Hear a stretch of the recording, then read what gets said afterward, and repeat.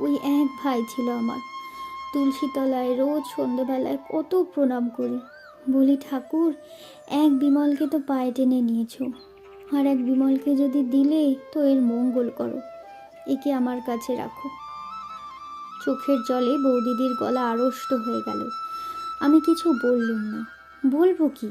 একটু পরে বৌদিদি নিজেকে একটু সামলে নিয়ে জল ভরা চোখ দুটি তুলে আমার মুখের দিকে চাইলেন। কি সুন্দর তাকে দেখাচ্ছিল।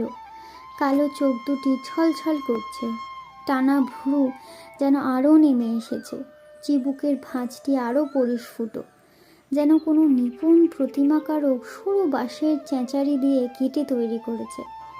পথের পাশেই প্রথম ফাল্গুনের মুগ্ধ আকাশের তলায় আকর ফুলের একটা ঝোপে কাঁটাওয়ালা ডালগুলিতে থলো থলো সাদা ফুল ফুটেছিল।